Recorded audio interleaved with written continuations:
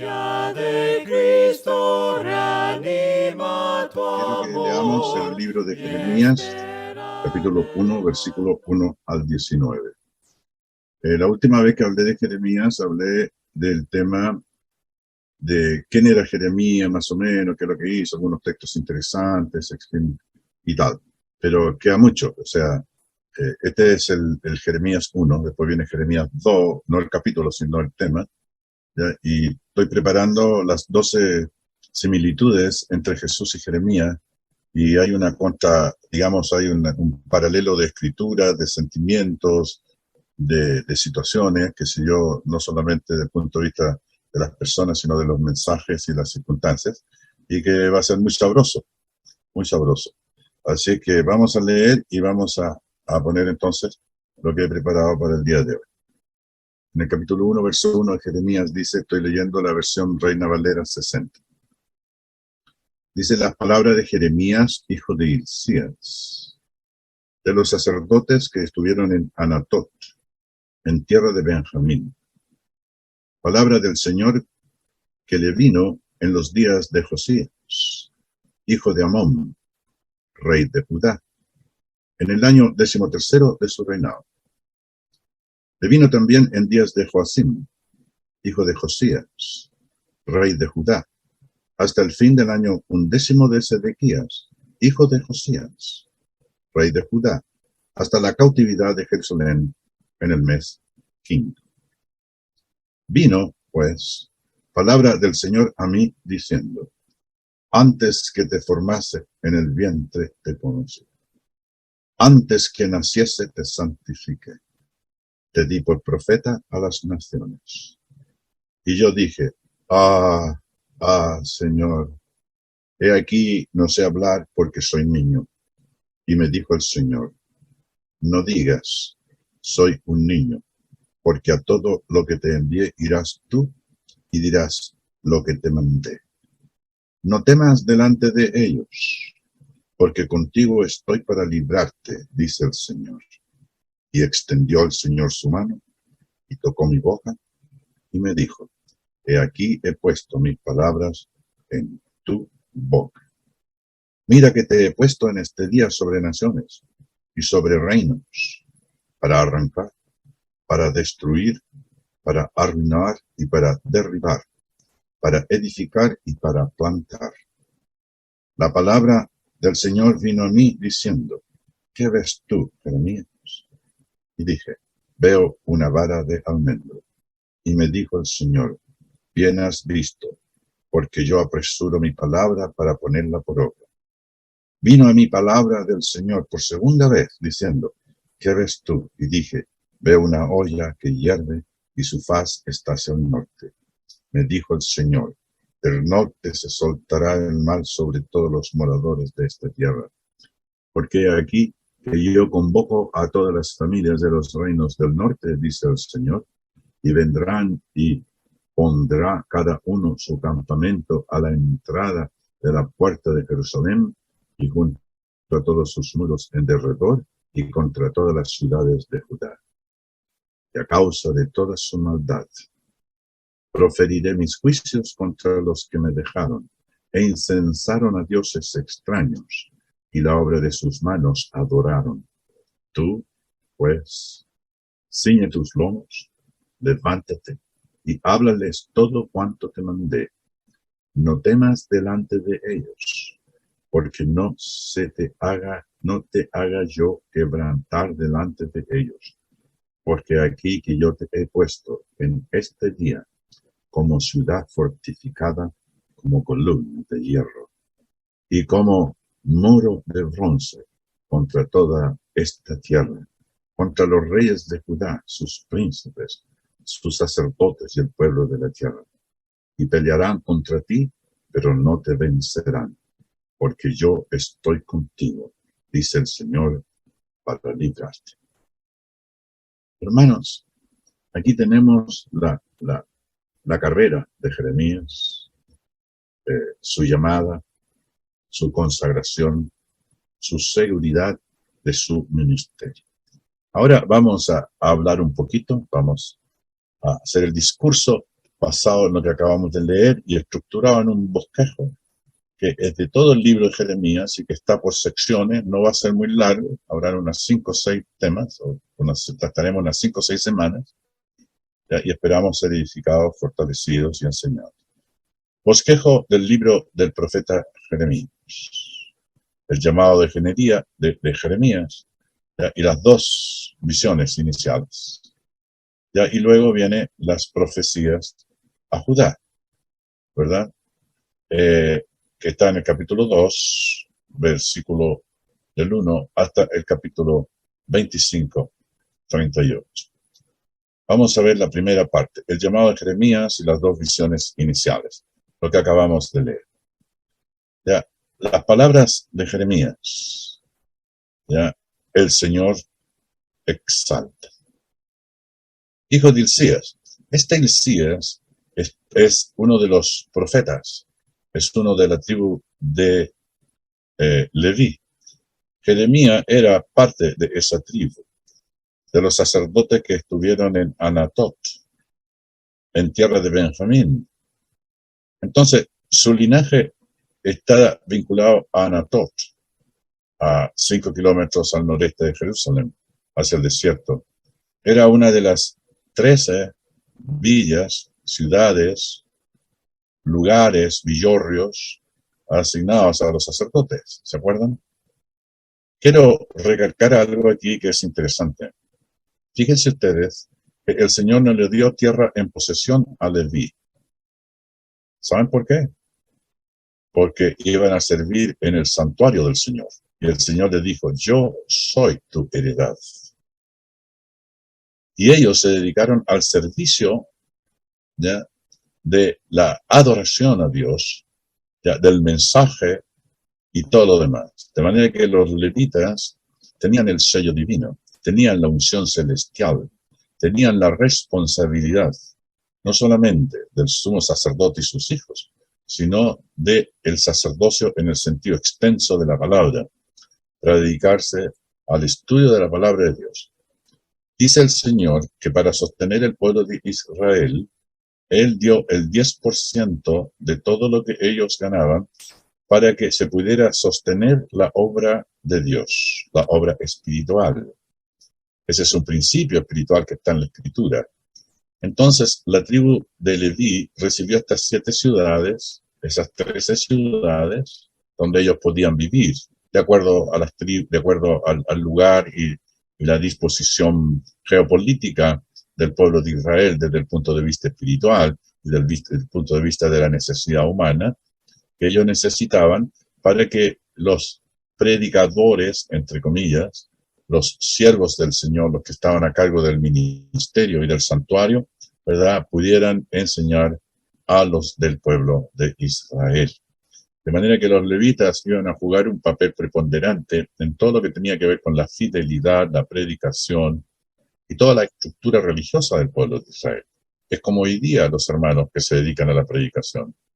Y dice la palabra del Señor que ellos serían sostenidos. En otras palabras, era como un impuesto a la renta que todo el pueblo de Israel tenía que pagar el 10% para sostener su religión. Eso es súper importante que lo entendamos hoy día. Por ejemplo, una congregación con 100 personas que asisten a la reunión podrían contratar a un hermano, pagarle un salario justo que le alcance para vivir y para todo lo que él necesite, para que se dedique a la predicación del Evangelio, a la proclamación de las buenas nuevas de que Jesucristo es el Hijo de Dios. Pero tenían que tener, ¿verdad?, una santificación, no digo superior a los demás, pero ser apartados para el servicio y la gloria de Dios. Sus vidas, sus familias, su preparación, tenían que estudiar, tenían que prepararse, tenían que asistir con los rabinos, con los que eran profesores, tenían que ser enseñados, tenían que asistir a seminarios, por decirlo de una manera. La palabra seminario significa lugar donde se da instrucción religiosa, ¿ya? Tenían que tener, ¿verdad?, instrucción rabínica. Era súper importante, muy importante, para que pudieran ejercer respeto sobre los demás, no solamente por una actitud, digamos, de liderazgo político o humano, carnal, sino por el oficio que ellos tenían, que consagraban sus vidas al Señor. Y estaban dedicados a eso. De manera que es súper interesante que entendamos que estas 13 villas asignadas eran porque ellos no recibieron heredad. Acuérdense, los que predicamos, el Señor es nuestra heredad.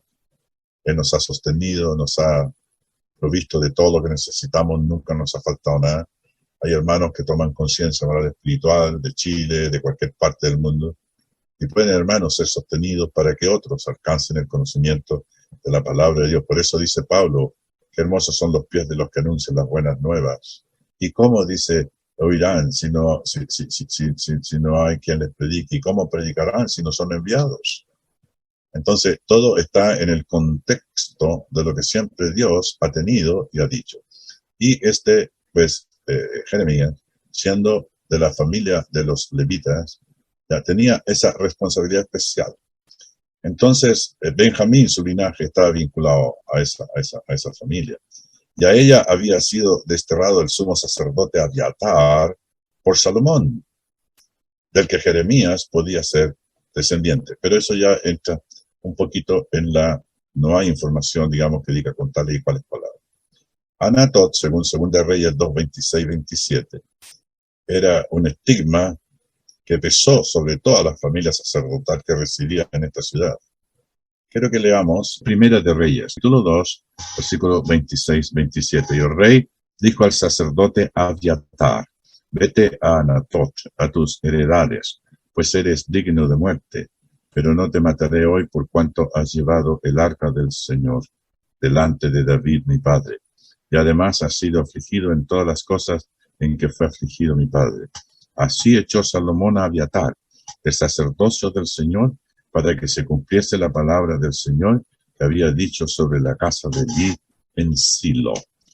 La casa de Elí era un estigma, ¿verdad?, que no enseñó Elí, ¿verdad?, a muchas otras personas para que pudieran ser sacerdotes, digamos, consagrados a Dios, etc. Este sacerdote, como consejero y cómplice de Adonías, que era uno de los hijos de David, merecía compartir su muerte.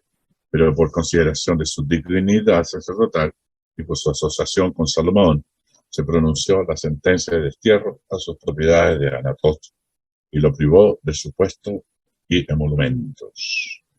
Esta degradación de Abiatar, del sumo sacerdote, capítulo 4:4, es el cumplimiento de la condena pronunciada contra la casa de David, de Elí. ¿Y qué dice la condenación de la casa de Elí? Mire, veamos nosotros ya en Primera de Samuel, ya, es un texto un poquito triste por las circunstancias. Ya en Primera de Samuel, capítulo 2 y capítulo 2, versículo 30. Dice, por tanto el Señor Dios de Israel dice, yo había dicho que tu casa y la casa de tu padre andarían delante de mí perpetuamente. Mas ahora ha dicho el Señor, nunca yo tal haga, porque yo honraré a los que me honran y a los que me desprecian serán tenidos en poco. O sea, no estamos hablando de cualquier clase, ¿verdad?, de sacerdotes, cualquier clase de responsabilidad moral y espiritual. A veces los hermanos se enojan con uno cuando uno quiere aplicar la disciplina del Señor de los que andan desordenadamente, que son pendencieros, que andan con carnalidad. Y hay hermanos que le causaron mucha tristeza al apóstol Pablo.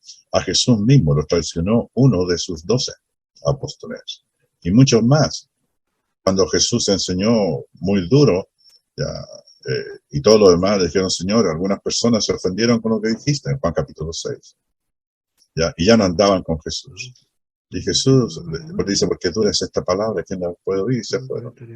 Y entonces Jesús les pregunta a los 12, ¿acaso queréis ir también vosotros? Y la respuesta fue, ¿verdad?, todo lo contrario. La respuesta fue, ¿a quién iremos? Tú tienes palabras de vida eterna. La extensión de su ministerio, veamos esto, las palabras que el Señor le dio en los días de Josías, hijo de Amón. ¿Se acuerdan la reforma de Josías? tenía 8 años cuando fue nombrado rey, y a los 18 comenzó su reinado.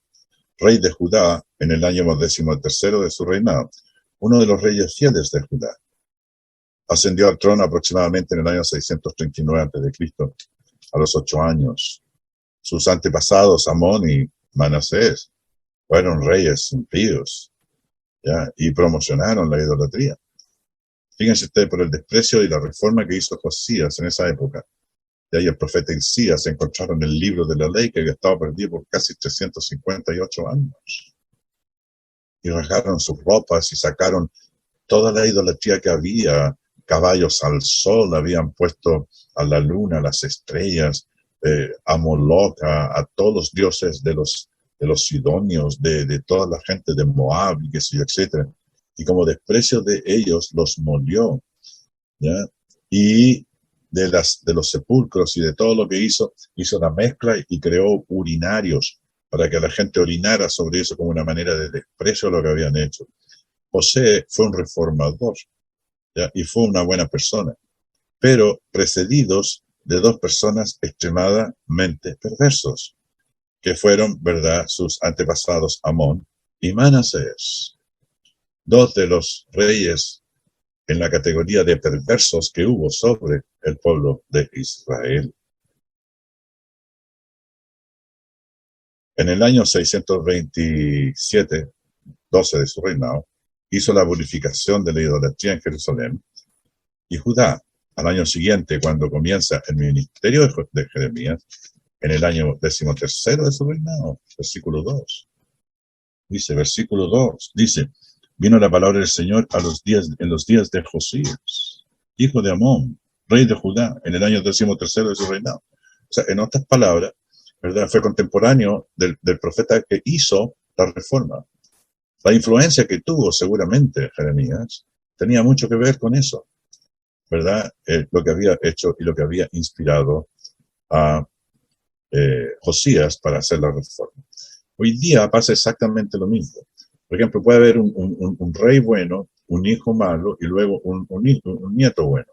Y al revés, podría haber un rey malo, ¿verdad?, un hijo bueno y un nieto malo. Y al revés. Eso prueba, ¿verdad?, de que una persona puede tornarse de bueno en malo y nadie hereda el pecado del padre. Y nadie es responsable. Dice, el alma que pecare, esa morirá. Dice, el padre no llevará el pecado del hijo, ni el hijo llevará el pecado del padre. Dice la palabra que le vino también la palabra del Señor a Jeremías en los días de Joacim, hijo de Josías, rey de Judá, hasta el fin del año 11 de Sedequías, hijo de Josías. Sedequías fue medianamente bueno, rey de Judá, hasta la cautividad de Jerusalén en el mes 5. Recordemos nosotros que en el 586 es invadido por los Nabucodonosor, ¿verdad? Y el pueblo pues se destruyó prácticamente. Joacab, al morir trágicamente Josías en la batalla de Megiddo. ¿Sabe lo que significa Megiddo? En griego, Armagedón. Era un lugar donde se hacían las batallas. Las batallas no eran así a descampo o estratégicas, sino que en un lugar donde se hacía la batalla. Y ahí en medio muere trágicamente, muere, digamos, en forma trágica Josías en la batalla y subió al trono su hijo Joacán, el cual después de 3 meses de reinado fue depuesto por Necao, rey de Egipto. Siempre nosotros tenemos que ver esto de la siguiente manera. Cuando estaba asediado por Asiria, ¿no es cierto?, encontraron ellos que iban ¿cómo se llama?, a ser restituidos, ¿verdad?, antes de caer, porque había caído Asiria. Entonces, ellos querían hacer con este Necao o Mecalao, como se llame, que sé yo, etcétera, rey de Egipto. Entonces, aquí en el norte, por ejemplo, aquí arriba, se me ve mi mano, aquí arriba, ya estaba, por ejemplo, Asiria. Entonces venía contra Judá. Entonces, ¿qué es lo que hace Judá? Busca refugio en Egipto. Hizo alianzas políticas, ¿verdad?, para que la invasión del imperio que había hecho caer a Israel vinieran ahora, ¿verdad?, y destruyeran también Judá. Y entonces, ¿qué le salió ahí a este Necao? Le sale al frente Israel, ¿no es cierto?, qué sé yo, etcétera, para que se aprovechara ¿verdad? Y le corta el camino, ya con la alianza de Egipto, para que Asiria no destruyera, qué sé yo, a Judá. Sin embargo, todo fue una estrategia política, geopolítica equivocada, y en ese esfuerzo muere en el valle de Megiddo. No se asusten ustedes cuando hable la gente del Armagedón. Armagedón significa el valle de Megiddo, donde se hicieron las guerras, ¿verdad? Que marcaron en muchos sentidos el destino, ya el futuro, las consecuencias morales y espirituales del pueblo de Dios en su época. Y subió al trono su hijo Joacán, el cual después de 3 meses, pues mira, el mismo rey de Egipto lo salva. Dice, buscasteis, dice, el apoyo en los idólatras, mas no lo buscasteis en el Señor. No lo buscaste en el Señor, el Señor de los ejércitos, que te podía librar. Buscaste alianzas humanas, no buscaste al Señor. ¿Cuántas veces nosotros estamos en esa condición? Tratamos de encontrar apoyo moral, espiritual, económico, en todos los sentidos, con los incrédulos, con los que predican falsas doctrinas y qué sé yo, etcétera, sabiendo que la fuerza viene del Señor, que Él es el sustentador y protector de su palabra. Joacim Necao, rey de Egipto, entronizó al otro hijo de Josías. Saca reyes, pone reyes, guerras, invaden pueblos, toman pueblos. Eliakim, al que cambió el nombre de Joaquim, que en hebreo tiene un valor equivalente. Este reinó del 609 al 598. Poco antes de la rendición de Jerusalén, en el 598, muere Joaquim y le sucede su hijo Joaquim, Conías o Jeconías, de 18 años, el cual reina 3 meses, siendo deportado a Babilonia después de habérsele arrancado los ojos. Esta es una cosa también tremendamente cruel, acompañado de la aristocracia de Jerusalén, príncipes, ¿verdad? Y todo lo demás. Hermanos, pero siempre hay una luz. Sedequías, el invasor, pone sobre el trono a Matanías, tío de Jeconías, al que cambia el nombre de Sedequías, hermano de Joaquín y de Joacán, hijo los 3 de Josías. Este es el último rey de Judá al que ve la destrucción de Jerusalén por Nabucodonosor en el año 586. En este ambiente estaba predicando el hermano Jeremías. Hermanos, una pregunta. ¿No nos parece algo similar a los políticos de hoy en Chile y el resto del mundo? Lo que es, ya fue, dice Eclesiastes. Hermanos, nada nuevo bajo el sol. Siempre los hombres han puesto el valor en el hombre, el brazo del hombre por el brazo del hombre. Ya las estrategias humanas, el acomodo político, ¿verdad? Independientemente de lo que hay. Hemos sido testigos en estos días de una guerra cruel, tremenda, devastadora, de 2 naciones que se supone que eran hermanas. Habían estado en alianza por casi 70, 80 años, desde la revolución bolchevique hasta que cae el muro, ¿verdad? Y cae Rusia en el año 89, de nuestra época, en 1989. Yo vivía en España y me di cuenta de todo eso. Entonces, todo eso nos apunta a que todas estas lecciones que nosotros estamos tomando es el mismo mensaje del jardín del Edén, del tiempo de los patriarcas, del tiempo de los reyes, Israel, Judá, y del tiempo de Jesucristo y del tiempo nuestro, hoy. Todo se hace contemporáneo desde el punto de vista moral y espiritual de las naciones. La nación está compuesta por hombres, y esas naciones marcan los hombres el liderazgo de esas naciones. Y vamos a sufrir las mismas cosas. Porque si no hay ahí personas que son temerosas de Dios, estamos arreglados. Estamos arreglados. No hay manera. No hay manera de solucionar eso. Quiero terminar con el llamamiento de Jeremías. Dice la palabra, ya lo leímos, que vino pues palabra del Señor a mí diciendo, antes que te formase en el vientre, te conocí. Lo tengo subrayado yo aquí. Te conocí. El Señor nos conoce desde el vientre de nuestra madre. ¿Qué les parece a ustedes? Como en el caso, por ejemplo, de Juan el Bautista. Dice, será como será. Y lo dice Lucas. Y lo dice con tales y cuáles palabras. Perdón, no sé si es Lucas o es Juan. voy a buscar aquí, se me viene a la cabeza de repente, el caso de Lucas cuando está ahí, es Lucas porque ese relato que hace del nacimiento de Juan, y le aparece el ángel Gabriel, ¿verdad? Y le dice a Zacarías, no temas porque tu oración ha sido oída, y tu mujer Elizabeth te dará a luz un hijo y llamará su nombre Juan. Estoy leyendo Lucas 1:14.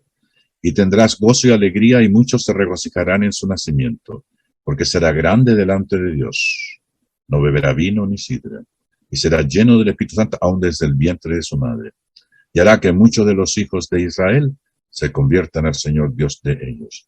E irá delante de él con el espíritu y el poder de Elías. Varias cosas para hacer volver los corazones de los padres a los hijos. Uno, de los rebeldes a la prudencia de los justos. Dos, para preparar al Señor un pueblo bien dispuesto. Hermanos, la palabra se repite, los propósitos de Dios son los mismos. Fíjense ustedes que Dios nos conoce, le conoce, te conocí antes que naciese, te santifiqué. O sea, el Señor los escoge. ¿Se acuerdan cuando el Señor María desecha, descompuesta después de la visión del ángel, sabiendo de la experiencia que había vivido Zacarías y Elizabeth, sus parientes, en el templo, en Jerusalén, va a hablar con ella, a una ciudad en la montaña ahí, va a hablar con ella, le dice, mira, a mí me apareció un ángel, bueno, a mí también, y ella lo contaba, y dice que cuando entró, dice que el chiquillo saltó y fue lleno del Espíritu Santo, y dice, qué privilegio, que la madre de mi Señor esté aquí.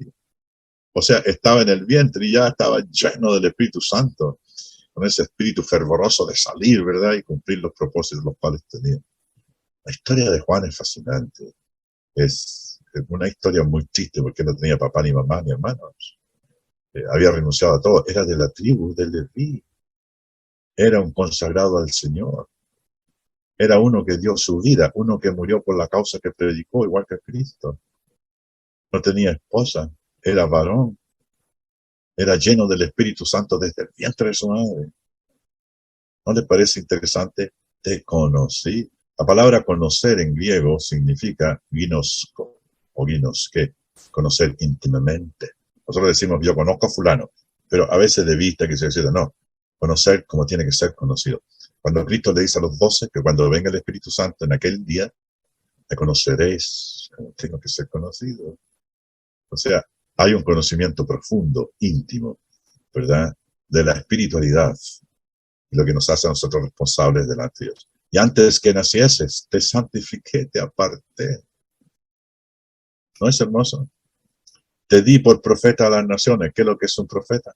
Es uno que habla por otro. ¿Se acuerdan cuando definimos en el 6:13 del libro de Éxodo, creo que es, donde dice que cuando está hablando, perdón, cuando viene Moisés, ¿verdad? Y Aarón, y le dice, no te preocupes, dice, Aarón habla bien, él será tu profeta, tú serás Dios para él, él será tu profeta. ¿Y qué es lo que es un profeta? Según Éxodo capítulo 6, ya define qué es lo que es un profeta. Yo un día lo expliqué de la mejor manera posible, pero no es malo repetirlo para que ustedes no se confundan, ¿verdad? Y tengo entendido que lo tengo por aquí en el capítulo 7 del libro de Éxodo. Y el Señor le dijo a Moisés, mira, yo te he constituido Dios para Faraón y tu hermano Aarón será tu profeta. Tú dirás todas las cosas que yo te mandé y Aarón, tu hermano, hablará a Faraón para que deje ir de la tierra a los hijos de Israel. O sea, en otras palabras, boca de Dios. Profeta es uno que habla por Dios.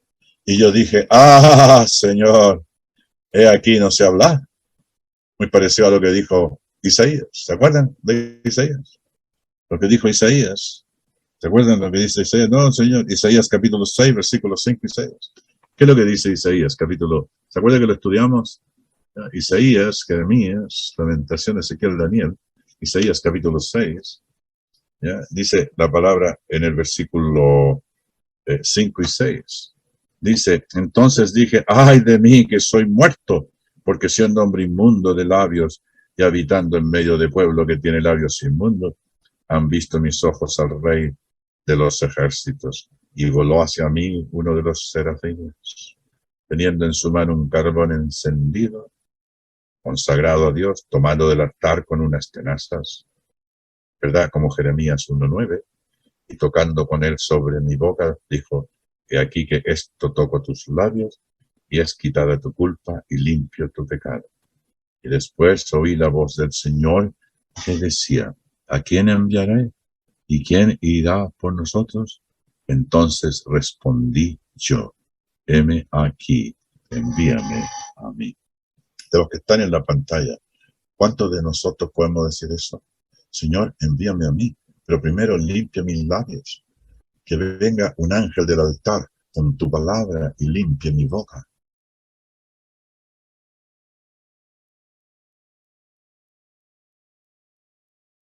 Y me dijo el Señor, no digas, soy un niño, porque a todo lo que te envíe irás tú.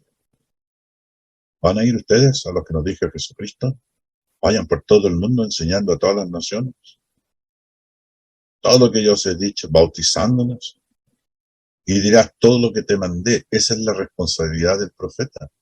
Nosotros no tenemos compromisos con políticos, no tenemos compromisos con economías, no tenemos compromisos con razas, no tenemos compromisos, ¿no es cierto?, con nacionalidades, no tenemos con color de piel, condición económica, cultural, social. Tenemos compromiso con el Señor y con la humanidad, con los hijos de Dios. Tenemos que decir todo lo que te mandé. Ese es el profeta de Dios. No es acomodaticio lo que dice un profeta, sino lo que el Señor nos ha mandado. No temas delante de ellos, nunca. No digo de mala manera, lo digo en buena, porque contigo estoy para librarte, dice el Señor. ¿Acaso no eres el mismo Señor de siempre? Desde el jardín del Edén hasta hoy, sí, Señor, es el mismo. Y extendió el Señor su mano y tocó mi boca. Y me dijo el Señor, y aquí he puesto mis palabras en tu boca.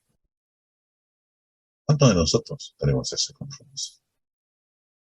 Los principios morales y espirituales, hermanos, escuchen bien, por favor, son los mismos. Siempre han sido los mismos. Dios no cambia. Su espiritualidad, su santidad, su misericordia, su bondad, es la misma. Es la misma. Aquí he puesto mis palabras en tu boca. Mira que te he puesto en este día sobre naciones y sobre reinos. ¿Acaso no ha sido así? Yo he andado por muchos países, en muchos continentes, para arrancar y destruir, para arruinar, dice, y para derribar, pero también, positivo, para edificar y para plantar. Hermanos, termino con esta pequeña reseña. La iniciativa divina, ¿cuál era? Dice que vino, pues, palabra del Señor a mí. En Lucas capítulo 3, versículo 2, dice, y vino palabra de Dios a Juan. Interesante. Vino palabra de Dios a Juan. Hablaba con la autoridad de Dios. Hablaba con el poder inquebrantable de su palabra. Hablaba con lo indesmentible. Hablaba con lo que la gente podía arrepentirse y cambiar sus vidas. Ese es el poder del Evangelio. Jesucristo predicó de esa manera. El llamado divino. Antes que te formases en el vientre te conocí, y antes que nacieses te santifiqué, te di por profeta a las naciones. ¿Se acuerdan del texto de Números? ¿Se acuerdan del texto que yo les cité? Bueno, algunos hermanos piensan que los predicadores nomás son los que tienen que predicar el Evangelio, y están completamente equivocados. En el libro creo que es el libro de Números, capítulo, no sé si capítulo 11, dice que tenía mucho trabajo Moisés, entonces su suegro le dice que convoque a 12 príncipes que vengan, ¿ya? Y yo pondré parte de tu espíritu en ellos para que te ayuden.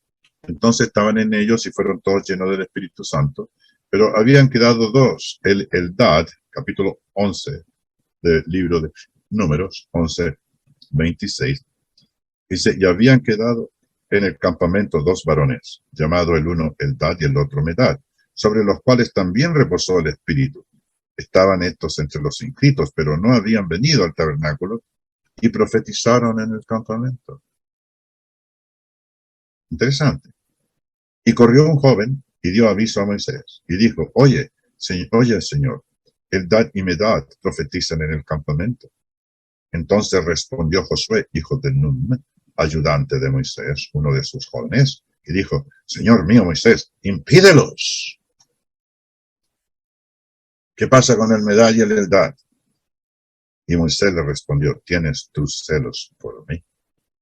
Ojalá todo el pueblo del Señor fuese profeta y que el Señor pusiera su espíritu sobre ellos. Qué lindo, qué hermoso. Ojalá todo el pueblo fuese profeta.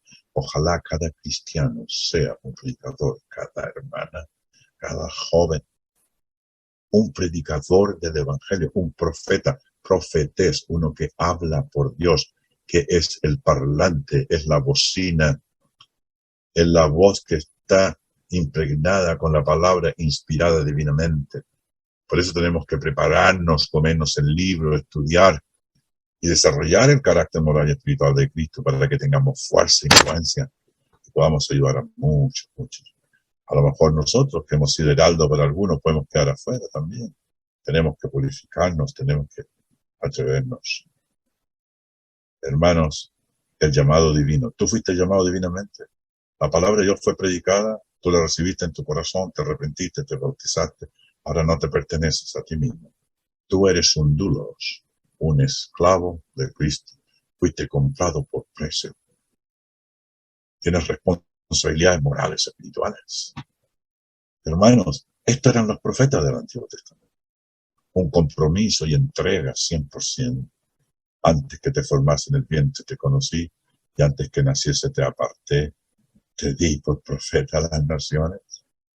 ¿Acaso Dios no ha escogido a la iglesia para dar a conocer la multiforme sabiduría de Dios al mundo?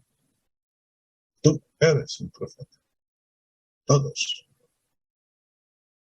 En el tiempo, en la eternidad y en el tiempo. Hay tiempos. Y uno de esos tiempos es la eternidad también. Hay oportunidad. Está la ocasión, las circunstancias, las investiduras divinas.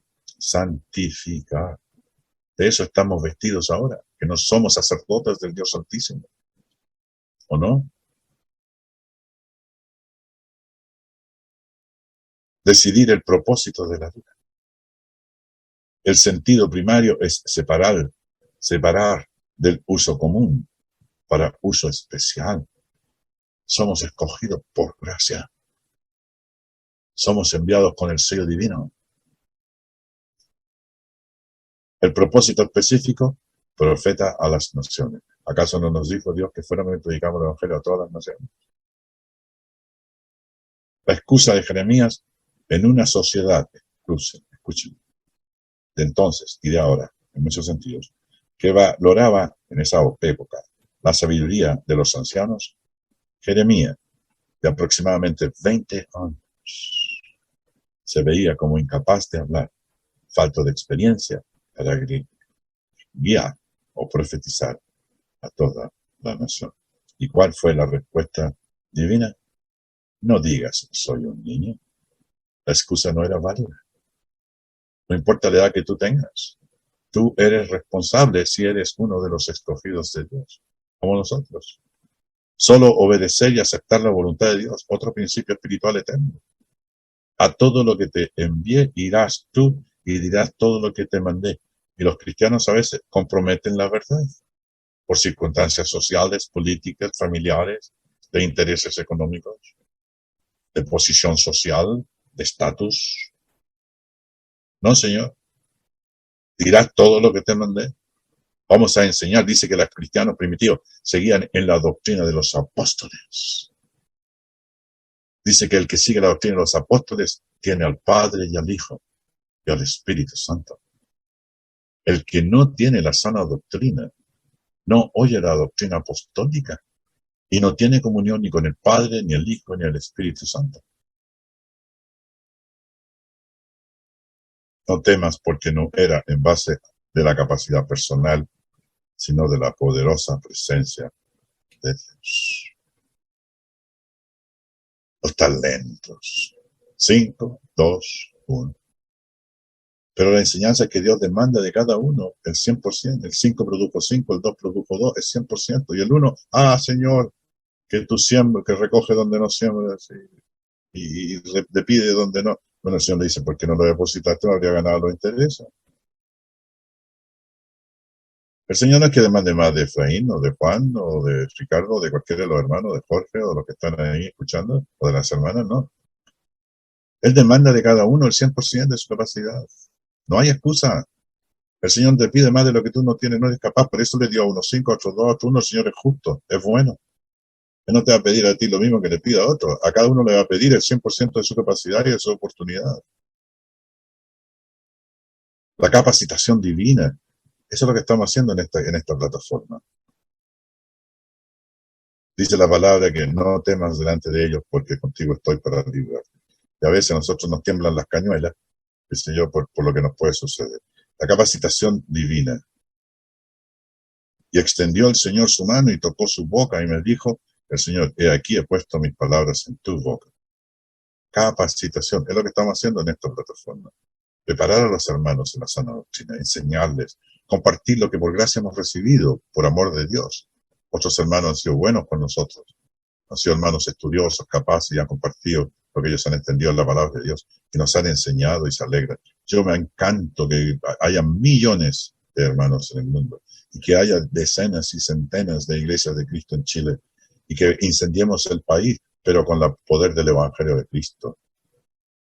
El alcance de su ministerio, lo que él profetice, tendrá el respaldo divino, por lo tanto, la absoluta seguridad de cumplimiento. Y ahí estamos nosotros. ¿Será tanto así?